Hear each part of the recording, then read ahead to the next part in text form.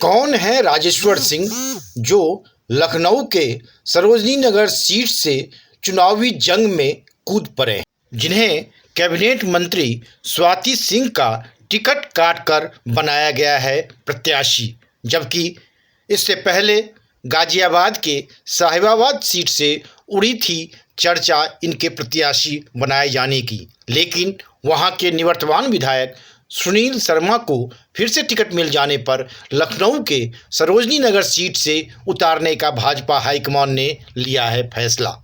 ये दोनों सीटें, गाजियाबाद का साहिबाबाद व लखनऊ का सरोजनी नगर सीट, भाजपा की सुरक्षित सीट मानी जाती है और कहा जाता है कि ईडी के पूर्व अधिकारी रहे राजेश्वर सिंह आसानी से विधायक बन जाएं, इसके लिए ही सुरक्षित सीट की तलाश उनके लिए की गई है।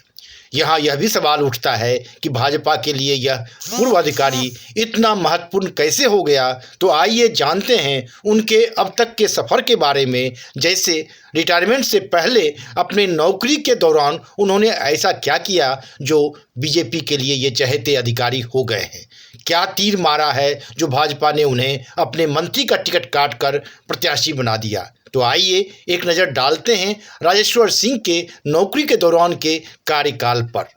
कौन है राजेश्वर सिंह जो कूद पड़े हैं चुनावी जंग में। राजेश्वर सिंह का सरकारी भाषा में अगर परिचय दिया जाए तो वह 1996 बैच के पीपीएस अधिकारी रहे हैं।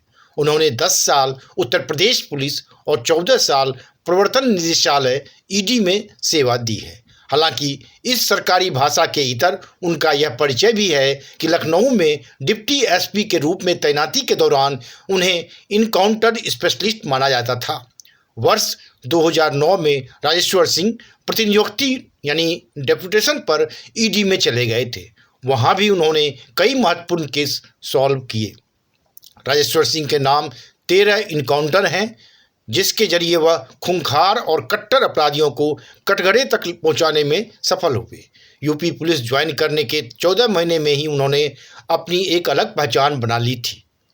इसमें कोई हैरानी की बात नहीं कि उन्हें उनके काम के दम पर एनकाउंटर स्पेशलिस्ट और साइबर जेम्स बॉन्ड की उपाधियों से नवाजा जाने लगा था।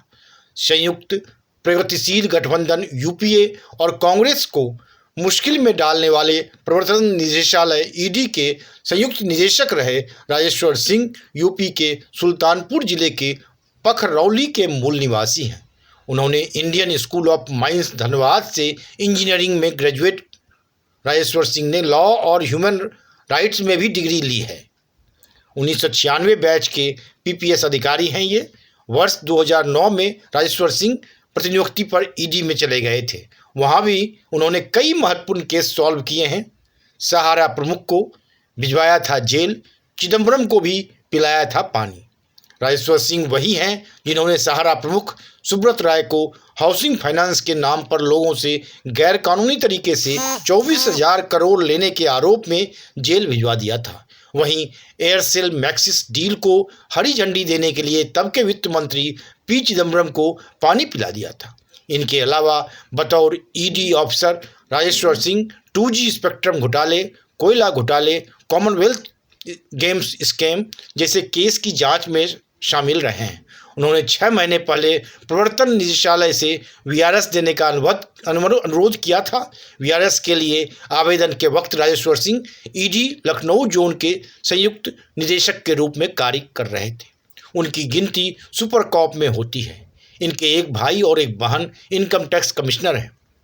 बहनोई राजीव कृष्ण आईपीएस हैं और आगरा जोन के एडीजी हैं।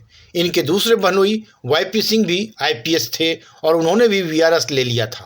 राजेश्वर सिंह के पिता भी पुलिस विभाग में थे और डीआईजी के पद से रिटायर हुए थे।